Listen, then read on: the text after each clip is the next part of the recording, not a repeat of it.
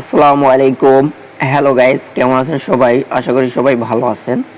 আলহামদুলিল্লাহ, আমিও আপনাদের দোয়ায় ভালো আছি। আপনারা যারা আমার চ্যানেলটি অলরেডি সাবস্ক্রাইব করে রাখছেন তাদেরকে অসংখ্য ধন্যবাদ।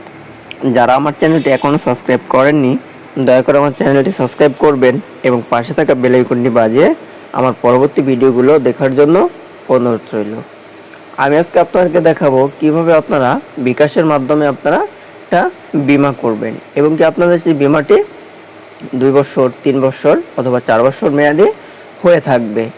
এরপর আপনারা আপনাদের নিজেদের অ্যাবিলিটি অনুযায়ী আপনারা বিমার অঙ্কটা চুজ করে নিতে পারবেন। মনে করেন 500, 1000, 1500, 2000, এটা আপনার ইনকাম অথবা আপনার অ্যাবিলিটির উপরে ডিপেন্ড করে আপনি সেটাকে চালু করে নেবেন।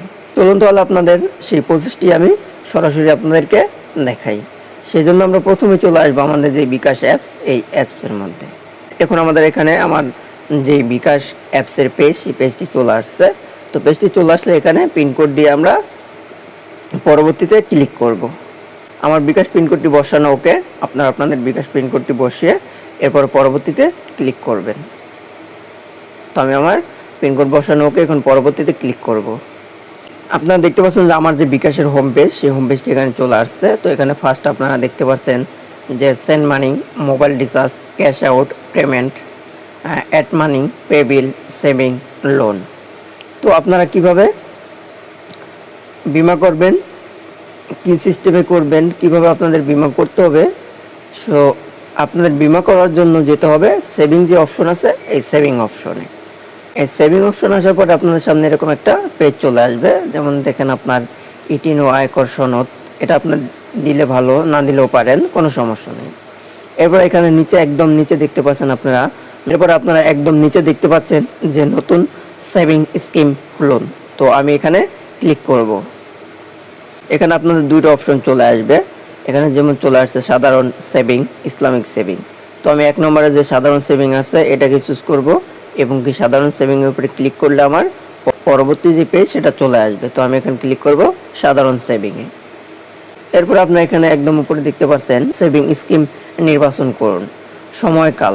এরপর আপনারা এখানে প্রথমে ক্লিক করবেন সময়কাল নির্বাচন করুন। তো আমি এখানে ক্লিক করলাম। এরপর আমি এরপর এখানে চলে আসবে 2 বছর, 3 বছর এবং কি 4 বছর। তো আমি এটাকে 4 বছরে চুজ করে নিলাম। এরপরে নিচে আছে জমার ধরন, জমার ধরন নির্বাচন করুন। তো আমি এখানে ক্লিক করব। এরপরে এখানে চলে আসছে মাসিক। তো আমি এখানে মাসিকে ক্লিক করলাম। এরপর আবার একদম নিচে চলে আসছে এগিয়ে যান, এখানে ক্লিক করব। এরপর এখানে চলে আসছে ব্যবহারযোগ্য ব্যালেন্স, আপনি কত টাকা ডিপোজিট করবেন এবং কি বিমায় প্রতি মাসে জমা রাখবেন সেই টাকার অঙ্কটা এখানে বসাবেন। তো একদম উপরে দেখুন চলে আসছে জমার অ্যামাউন্ট নির্বাচন করুন। এখানে আপনি আপনার ইচ্ছে মতো ব্যবহার করতে পারবেন, যেমন 500, 1000, 2000, 3000। তো আমি এখানে একদম উপরে 500 টাকা যে ডিপোজিট, এটাকে আমি চুজ করে নিলাম। এই দেখুন এখানে চলে আসছে ব্যবহারযোগ্য ব্যালেন্স 500। এখন আমি এগিয়ে যান অপশনে ক্লিক করলেই আমার এটা হয়ে যাবে। তো আমি এখন এখানে এগিয়ে যান অপশনে ক্লিক করে নেব। এগিয়ে যান অপশনে ক্লিক করার পরে আপনাদের সামনে এরকম একটা পেজ চলে আসবে। পেজ চলে আসলে এখানে আপনারা বিস্তারিত দেখতে পারবেন। আপনারা দেখুন যেখানে আছে তালিকা থেকে আর্থিক প্রতিষ্ঠান বেছে নিন। আপনি আপনার যেই বিমাটা করবেন কোন প্রতিষ্ঠানের মাধ্যমে করবেন, আপনি কোন প্রতিষ্ঠানটাকে পছন্দ করেন সেই প্রতিষ্ঠানটার উপরে ক্লিক করে সেই প্রতিষ্ঠানটাকে আপনি সিলেক্ট করে নেবেন। তো আমি এখান থেকে যে কোনো একটা প্রতিষ্ঠানকে সিলেক্ট করে নেব। আপনারা এখানে দেখতে পাচ্ছেন যে এখানে 4টা প্রতিষ্ঠানের নাম চলে আসছে। এই 4টা প্রতিষ্ঠানের যে কোনো প্রতিষ্ঠানে আপনি আপনার টাকাটাকে জমা রাখতে পারেন এবং কি আপনি আপনার টাকাটাকে তুলতে পারবেন। তো আপনারা একদম দেখুন যে আপনি কোন ব্যাংকে জমা দিচ্ছেন। 4 বছরে আপনার জমা হচ্ছে 24,000 টাকা। তো আপনি 4 বছরে 24,000 টাকা জমা, আপনি কত টাকা কোন ব্যাংক দিবে এটার বিস্তারিত এখানে দেওয়া আছে। তো প্রথমে দেওয়া আছে আপনার ব্র্যাক ব্যাংক, মোট সেভিং হবে আপনার 24,000 টাকা। মোট 4 বছর পর আপনাকে রিটার্ন দিবে 27,608 টাকা 28 পয়সা। এরপরে আছে আইডিএলসি ফিন্যান্সিং ব্যাংক। এখানে সেভিং মোট সেভিং হচ্ছে 24,000 টাকা, মোট প্রদান করবে 27,400 77 টাকা। এরপরে আছে ঢাকা ব্যাংক লিমিটেড, এখানে মোট জমা হবে আপনার 24,000 টাকা, আপনাকে তারা দিচ্ছে 26,986 টাকা। এরপরে একদম নিচে আছে মিউচুয়াল ট্রাস্ট ব্যাংক লিমিটেড। তো এখানে আপনার মোট সেভিং হচ্ছে 24,000 টাকা, আর আপনাকে তারা পে করবে মোট প্রদান 26,995 টাকা। তো আপনারা যেহেতু বিকাশটা ব্র্যাক ব্যাংকের একটা প্রতিষ্ঠান এবং কি বিকাশের উপর সবার একটা আস্থা এবং কি বিশ্বাস আছে, সেজন্য আপনারা বিকাশের যে ব্যাংক ব্র্যাক ব্যাংক, এই ব্র্যাক ব্যাংকে আপনারা টাকাটা রাখতে পারেন। এখানে আপনার টাকাটা বেনিফিট সবচেয়ে বেশি পাচ্ছেন। সেটা হচ্ছে দেখুন আপনারা যে মোট সেভিং হচ্ছে 24,000 টাকা, আপনাদের নগদ মোট প্রদান করা হবে 27,608 টাকা। এটাই সবচাইতে বেশি এবং কি সর্বোচ্চ। তো আমি একদম উপরে ব্র্যাক ব্যাংক এখানে ক্লিক করব। এরপর আপনারা এখানে নিচে দেখতে পাচ্ছেন নমিনির এনআইডি কার্ড, মানে নমিনির এনআইডি নাম্বার দিন। এরপরে নিচে আছে নমিনির জন্ম তারিখ নির্বাচন করুন। তো এখান থেকে আপনি আপনার যে নমিনি দিবেন যাকে, আপনার সেই এনআইডি কার্ডটি এখানে নির্বাচন করে দিবেন এবং কি জন্ম তারিখ দিবেন। এরপরে নমিনি আপনার কি হয় সেটা আপনি এখানে দিয়ে দিবেন। তো আমি এখান থেকে উপরে আমার এনআইডি কার্ডটাই দিয়ে দিব নমিনি হিসাবে, কারণ আমার এই বিকাশটা আমার এক বড় ভাইয়ের এনআইডি কার্ড দিয়ে খোলা, সেজন্য আমি নমিনি হিসাবে আমাকে ব্যবহার করে দিব এবং কি আমার এনআইডি কার্ডটা এখানে বসিয়ে নেব। তো আমি এখন ক্লিক করব নমিনির এনআইডি কার্ড নং দিন এখানে। তো আপনারা দেখতে পাচ্ছেন যে অলরেডি আমার যেই ডিপোজিটের কাজ এবং আমার যে বীমার কাজ সেটা সম্পূর্ণ এখানে চলে আসছে। তো আপনারা দেখতে পাচ্ছেন যে আমার একদম পেজটি চলে আসছে। আর্থিক প্রতিষ্ঠানের বিস্তারিত, যেমন ব্র্যাক ব্যাংক লিমিটেড, ইন্টারেস্ট হার 7.25% প্রতি বছর, প্রোডাক্টের ধরন।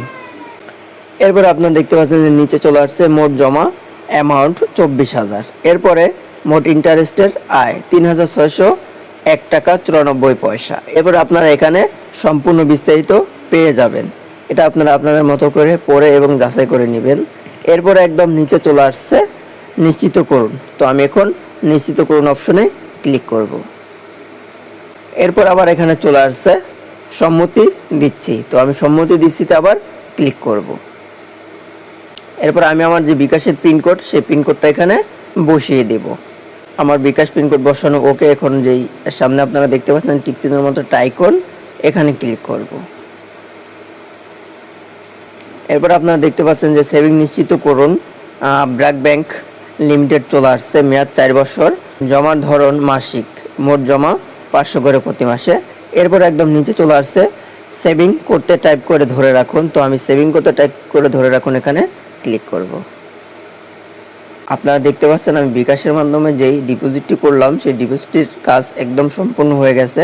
আমি ডিপোজিটটি যেহেতু বিকাশের মাধ্যমে করছি এবং কি ব্র্যাক ব্যাংকের একটি প্রতিষ্ঠান বিকাশ এবং কি ব্র্যাক ব্যাংকের মাধ্যমে আমি আমার ডিপোজিটটাকে ওকে করলাম। তো আপনারা এখান থেকে চাইলে আপনার এই যেই রিকোয়েস্ট আইডি এটা আপনারা এখান থেকে কপি করে রাখতে পারেন। তো আমি এটাকে একটু কপি করে রাখবো। তো এখানে যে এখানে আপনারা কপি একটা আইকন দেখতে পারবেন, এই আইকনে ক্লিক করলে এটা কপি হয়ে যাবে। তো আমি এটাকে কপি করে নিই। এরপর আপনারা একদম নিচে চলে আসবেন, হোমে ফিরে যান। এই হোমে ফিরে যানে ক্লিক করব। তো আপনারা দেখতে পাচ্ছেন যে আমার ডিপোজিটের কাজটা একদম কমপ্লিট। এখানে আমার 900 টাকা প্লাস ব্যালেন্স ছিল। আমার বর্তমান যে ব্যালেন্স আছে সেই ব্যালেন্সটা একটু দেখাই। ব্যালেন্স দেখুন, এখানে ক্লিক করব। আপনারা দেখতে পাচ্ছেন আমার বিকাশে এখন ব্যালেন্স আছে 429 টাকা 53 পয়সা। আমার এখানে ব্যালেন্স ছিল 929 টাকা 53 পয়সা। তো অলরেডি আমার যে সেভিং করলাম এবং কি আমি একটা ডিপোজিট করলাম সেটা ব্যালেন্সটা এখানে কেটে নিয়ে গেছে এবং কি আমার এই আগস্ট মাস থেকে আমার যে ডিপোজিট সেটা শুরু হয়ে গেছে। আর এটা আমার 4 বছর মেয়াদে শুরু হয়ে গেছে এবং 4 বছর পর আমি এটা রিটার্ন পাবো। তো আপনারা এইভাবেই আপনার বিকাশের মাধ্যমে সেভিং অ্যাকাউন্ট করবেন এবং কি একটা ডিপোজিট করবেন। তবে আপনার সেভিং অ্যাকাউন্ট করার জন্য অথবা ডিপোজিট করার জন্য অবশ্যই আপনার সেভিংয়ে যখন আসবেন তখন কিন্তু আপনার কাছে আপনার সেভিং করার জন্য রেজিস্ট্রেশন করতে হবে। সেটা আপনাকে করতে হবে যেই নাম্বার অথবা যে এনআইডি কার্ড দিয়ে আপনি আপনার এই বিকাশটাকে ওপেন করে রাখছেন, সেই এনআইডি কার্ডের সম্পূর্ণ তথ্য একুরেট দিয়ে আপনারা সেভিংয়ে এসে সেভিংয়ের বিষয়বস্তুকে রেজিস্ট্রেশন করে নেবেন। এরপরে আপনারা সম্পূর্ণ ডিপোজিটটাকে ওকে করতে পারবেন। সেভিংয়ে এসে রেজিস্ট্রেশন না করলে কিন্তু আপনারা ডিপোজিটটা করতে পারবেন না। তো আজকে এখানে শেষ করব, দেখা হবে অন্য কোনো দিন অন্য কোনো ভিডিওর মধ্যে।